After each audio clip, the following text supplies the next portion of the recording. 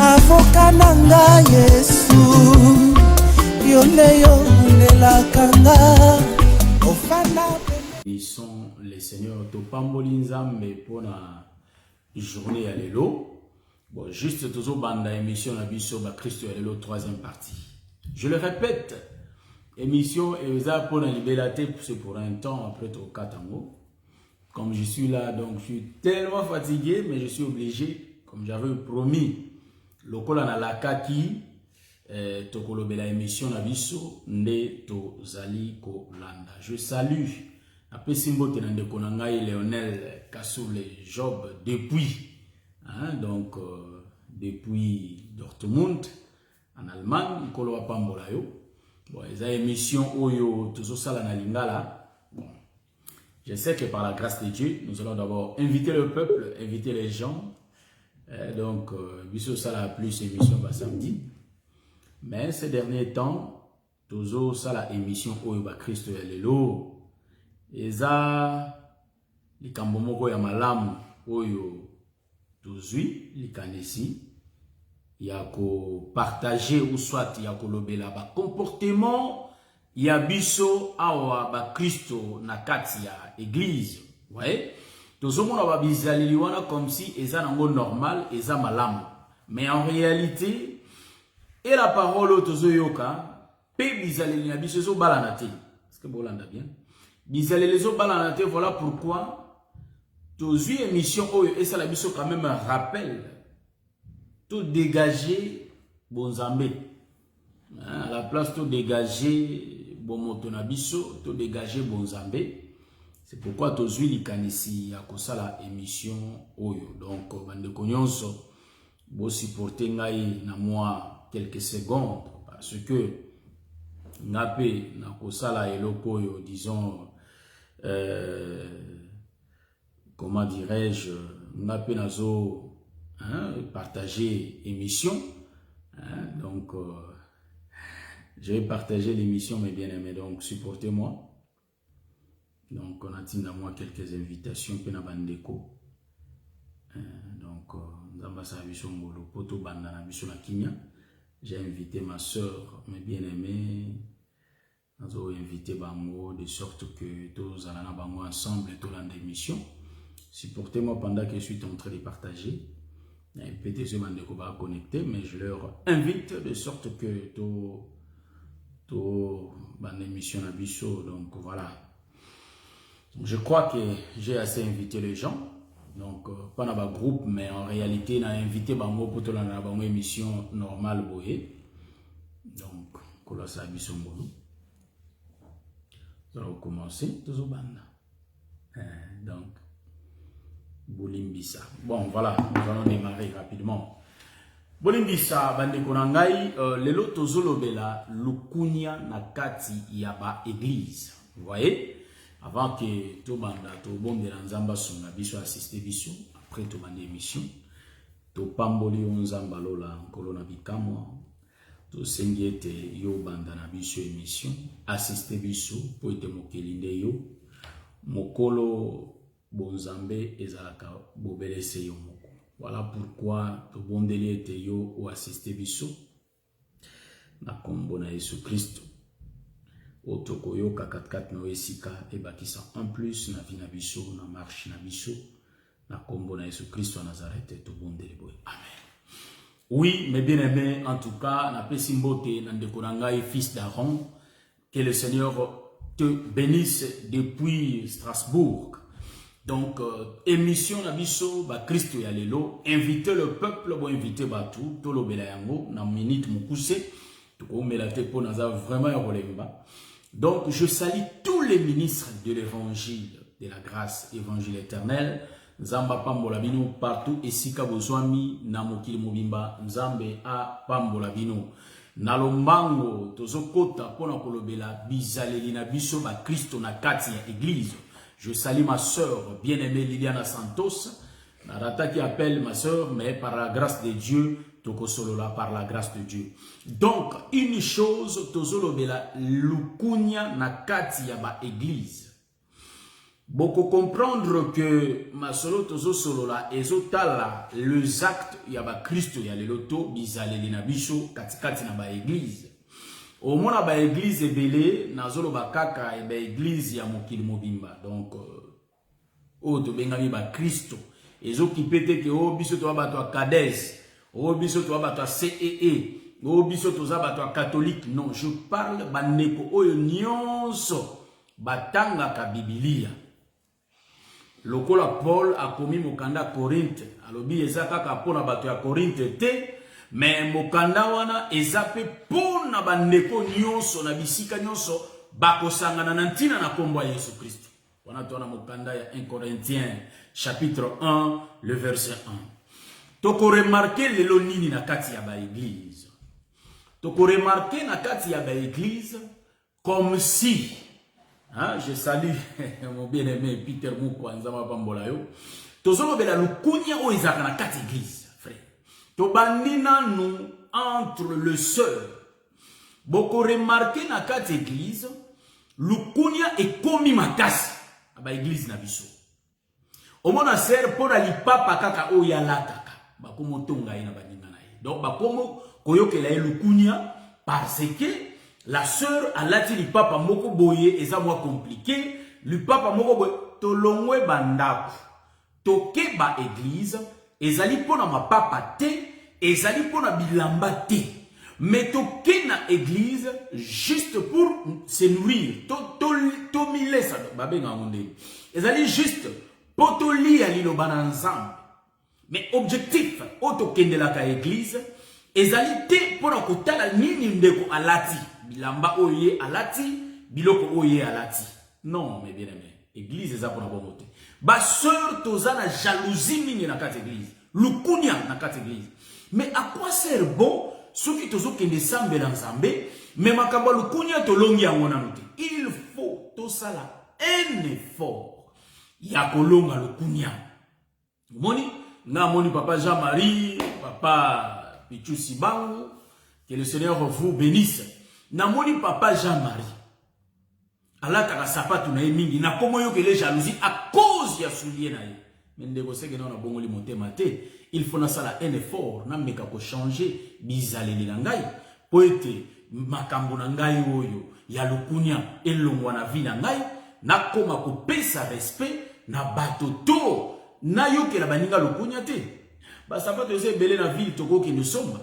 Likolo ya liputa to elamba songolo pakala mendeko ezo sala de sorte que bandeko bakoma na jalousie koyokela ndeko lukunya na kati église. Non, si tu as l'esprit de lukunya, appelle l'homme de Dieu ba délivrer yo ba bonde la pona yo olongola loko ba benga lukunya ezelo komoko mabe na niveau ya ba sœur na biso na kati ya église likolo likamba muke okomi ko jalouser ndeko na yo.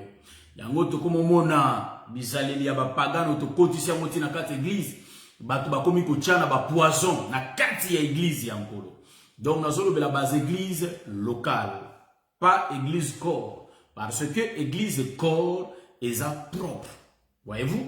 Donc église corps, église mystique est propre. Mais je parle ba église locale et sikato sanganaka. Voyez-vous? Donc wanande oto solo bela ke lukunya ekoti ebere. À part lukunya, bon, to le bela pe makamba rolate, to za vraiment mulaite, na za vraiment maele na eux. To za na biso penza mulaite. Omona ba frère, ozo yo ke la muninga na lukuna pona voiture. Voiture kaka to yeli makamba nzambe frère. Biso to yeli makamba nzambe, to yeli makamba ba voiture te, ndeko ta zo tambola na Porsche. Nkolo pangolier, to sepela kutu mukomsunga na oza makolo. Papa Peter, est-ce que vous me mangaye muke utikanga liboso? Mais eze sengo papa Peter muka sana voiture et ko sunga biso to lito kende moi quelque part asungi pe amemi biso. À la place de prier pour le frère, nzamba pambo la frère le susu. Nzamba matisa oya sana. Mais à cause de la voiture, njoka so ina na yo papa Peter. Ezaka kandeko Peter te mais nabana na ye na mwasi.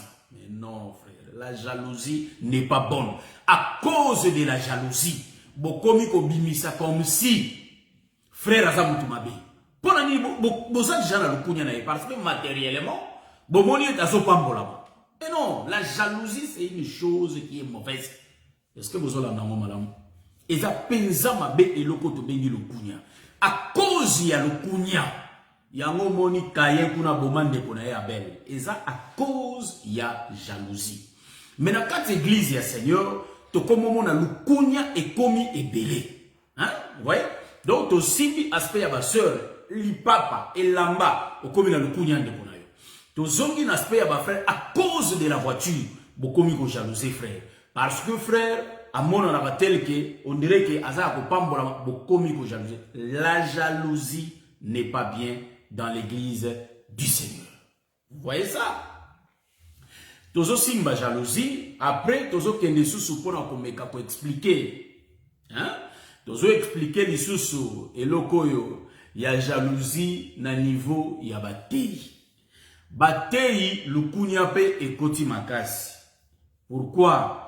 Parce que ndeko oya te yakaboye, ndeko oya te yakaboye, bokomi koyokela le kunya. Vous voyez? Bon, ndeko oya simbi écriture oyo a expliquer kaboye, oya expliquer kaboye, bokomi ko jalouser muninga na bino motei. Pourquoi? Parce que aote ya bien. Non, la jalousie eza eloko ya mabe. Donc, na niveau ya batei, il faut toye bakake, nzamende mutachaka grâce na vie ya moto nyonso. Donc elobite ke soki neti to pese exemple boye ke non ngam na banda kote évangile o liboso bande ko nyonso bakoya sima ba ote na sena yo. Non, la grâce est différente.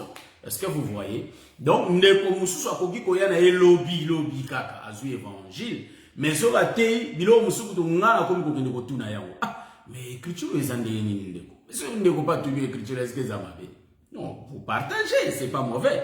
Donc, Elingi Kolobaboye que Paul était venu avant Pierre. Mais dans le monde, pardon, Pierre était venu avant Paul. Donc, Pierre a yali bosso ya Paul, Pierre a tambola na Yesu. Mais na tikali komonate esika oyo.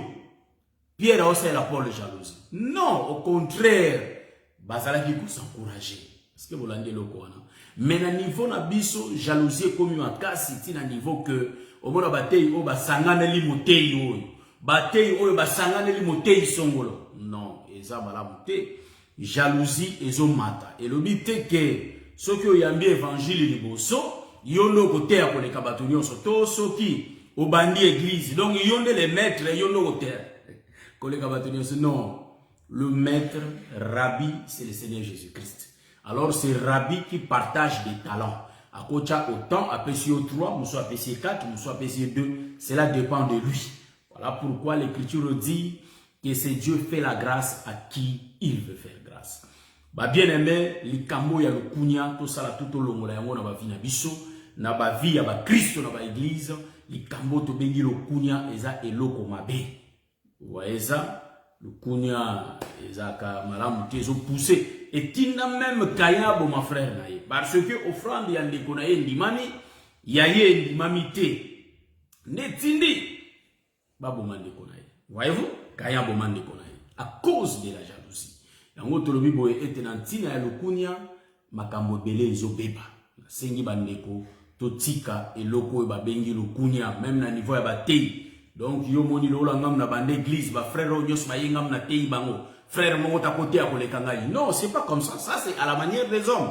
Et ça moi la mususu kutu akobima wana yo teye ayoki yo. Mais tangu ya ko banote tellement que nzamba sopelie ngolo ebele. Tangu ye akobanda kote même yo mo kutu zutu nako. Ngam na teya yiti. Ngam na teya boy.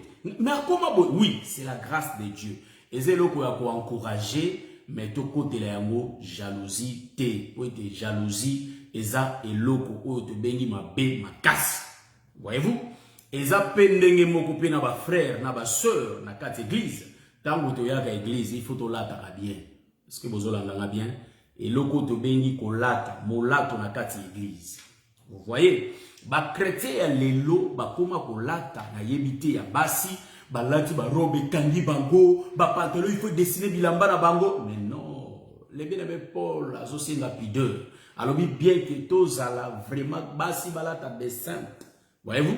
Bas à la descente, na la telina bango, basi bazala bato baza modèle, voyez-vous. Donc elateli na bango balata penza na bopeto nyonso, balata na komikitisa nyonso, bazala bato te o bakubanda ko séduire bato na ba partir ba corps na bango. C'est diabolique, tant ozola te loko. Il y a même le Saint-Esprit en toi. Et koyebisa yo ete eloko yo nga na tie na nzoto na ngai, et kozala libaku pona bandeko na ngai. D'où il faut na bongisa kolata na ngai. Vous voyez? Mais ba sœur ya lelo bango va préférer plus kolanda mode à la place ba bongisa elateli ya malamu pour l'église bazala bien. Mais non. Ba pasteur à la place ba telemelelo ko na ba te ya ete bandeko balata ka malamu l'église bazo sepela na bango kutu ba ser bayaka na ba mini jupe.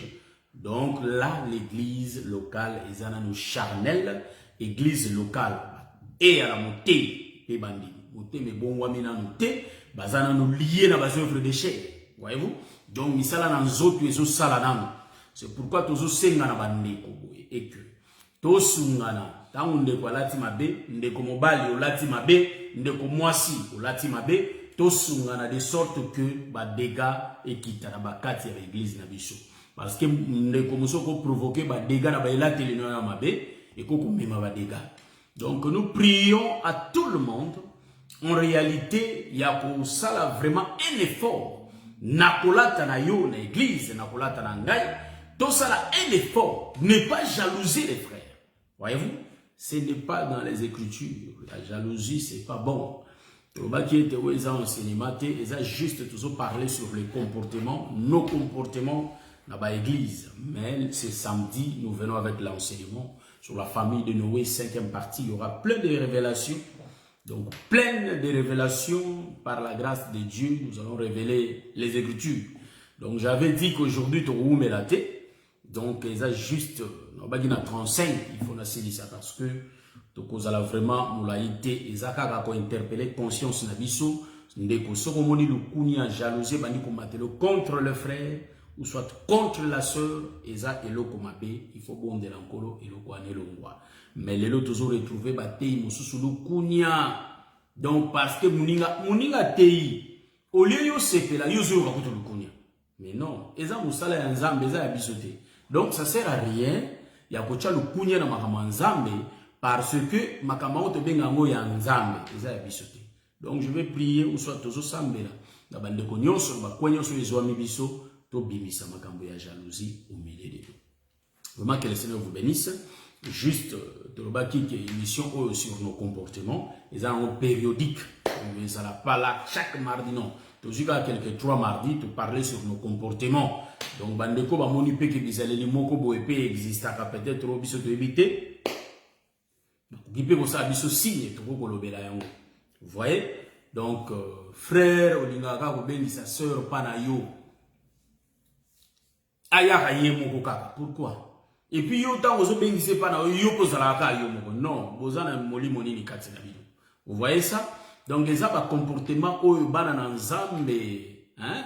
Donc, bakoki kozala na yango te. Vous voyez ça? Donc, ezala batei, ezala biso bandimi, tozala kamakasi na kotosa makambo biso moko tozoteya. C'est vraiment important. Donc, quelque part, tango to kuti yo na makambo yo teya, ozo salela yango te, nde to kwebisa oke ndeko yo teya ka biso boye. Mais oyo zo salo eza yango te, linga obongisa yango. Donc, qui même tango, nous ne sommes pas là pour lapider les frères, les sœurs, mais tozolo bela bizalelo ezamabe ya malamu pe toloba ke tolobi la paix. Avec le temps, to badape go tchake et loko eza vraiment bien to continuer na yango parce que ça une bonne chose. Vous voyez? Bizalelo ezamabe, un frère moi si no mo kutu nanda ko linga ka été. Donc la femme azozwa vraiment bolingo wana te eta moi si. Donc azomo na penza ke mobali yo solo la bien na ba sœur Antoinette, na ba sœur Emerance, mais moi si na yo moko na ndako azala kondre nemi. Ça il a le sens mais pourquoi obalier? Omoni? Pourquoi obalier? Un frère osana moi si na ndako nyoko laka moi si wana. Mais tant qu'il y a l'aigle royal, l'ombre de Christ, non, ça sert à rien. Parce qu'il faut banda d'abord pour vendre na libala na bien. Faut vendre na moi si na malamu. Moi si na lokola moi si na sa camarade na azanyo sokona yo. En d'autres termes, pesa bolingo wana. Hein? kaka sœur Antoinette. Non. Kaka kozwa soin ya ba sœur. Mabete, mais soin ya moi sinon pesa très important. Est-ce que vous voyez ça? Yango utinda moi sinon comme lukunya contre bandeko yo solo la kana bango parce que oyebi ko sala équilibre te. Yekola ko sala équilibre, ya kozwa tant ya ba sœur na kati église comme ba sœur dans le Seigneur, peut kozwa tant ya moi sinon. Vous voyez ça? Donc ce côté équilibre, lukunya ke bota mate pas moi sinon parce que toi tu risques que moi sinon comme jalouse ya bandeko basi on donc du coup te comprendre mutazo panza eza yo ndozo kabla bato. Vous voyez ça?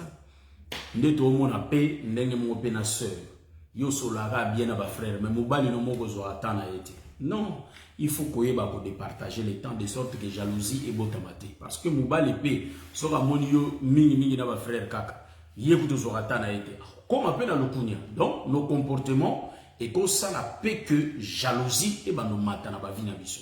Ce qui n'est pas bien. Donc je crois que émission est ce qui est la troisième partie autolobeli et ba partie on a monsieur tikali peut-être goyaka un jour. Donc jalousie eza eloko o ezo boma ba église lelo. Yo mo mtote imwana ngo. Akomote ya bien. Okomo yo sur le kunya. Mais non, quand tu prêches, il ne faut pas croire que aux amours toi souka o yo teibo. Moi, je vais révéler quelque chose. Les frères fistons dont nous sommes ensemble, le bien-aimé fiston, en réalité, il n'y a qu'une affaire à l'écart qu'à une seule fois, par là, dans l'évangile. Mais le frère, en réalité, tout ce ma comportement juste, ils ont la paix comportement. Je ne donne pas la publicité à mon tout, mais et le la paix bizarre. Les frères, sont toujours yo kaye les lois autés. Oh. So vous avez mon douzaine de dit, oh mes frères, oh bêta pour une ni pas au matin.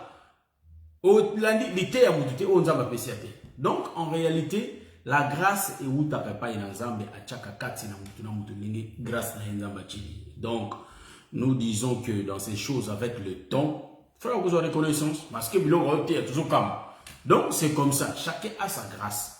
Depuis Jérémie 1, Zamba pona monter en moto. Donc, to sengito, longola makamba lukunya na milieu na biso.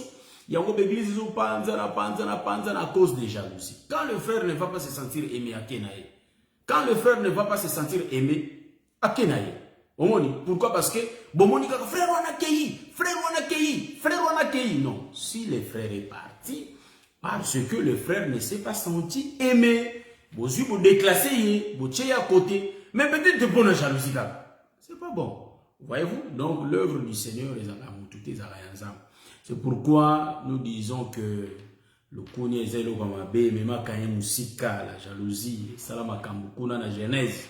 Vous voyez à cause de la jalousie au komona bandeko ya Joseph bakomo yo que la frère na bango le kounia.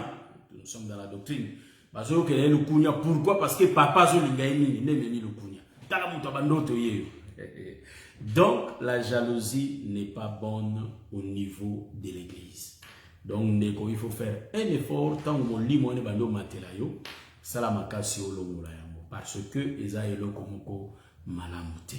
Boni to bosala ke na mokili oyo tozana biso balekizela donc on est là pour un temps, pour un laps de temps. Nana bengango eza un temps molaite c'est juste un laps de temps.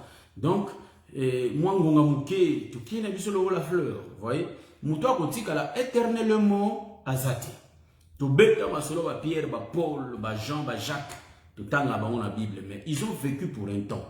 Donc bisopé toza pour un temps. Voilà pourquoi autant la jalousie au milieu de nous to yeba pe ko la ta na église to ke dans l'église bien vêtu, tant on dit bien vêtu, c'est-à-dire aux années là-bas où ça scandale tena miso ba. Vous voyez? Parce que à la place de dégager Bonzambé, aux autres dégager nous qui s'appellent. Non, ça sert à rien. Donc, nous dégageons pas la chose, voyez-vous. À la place de dégager Bonzambé, aux autres dégager qui Jézabel. Ça sert à rien, ça. Donc, tous à la vraiment, n'est-là que les malins, tous à la jalousie au milieu de nous, tous à la nez na bolingo, bolingonde sanisa à peuple, bolingonde et ça là que tous à la bien, muni non erreur, solo la nae, sungaye, pour erreur nae, et l'ongwa pour imonanate na miso ya bateau. Et bien, je crois que par la grâce de Dieu, on va se voir les samedis à 20h. Nous aurons notre enseignement, nous allons parler sur Tokolobela, dans la famille de Noé, 5e partie. La 4e partie, le docteur Adela raté à Kiango. On a été tous à Matanga en Allemagne, donc on avait perdu notre tante, donc ma femme a perdu sa tante. Donc tout ça qu'on a pas enterré les cas qui samedi.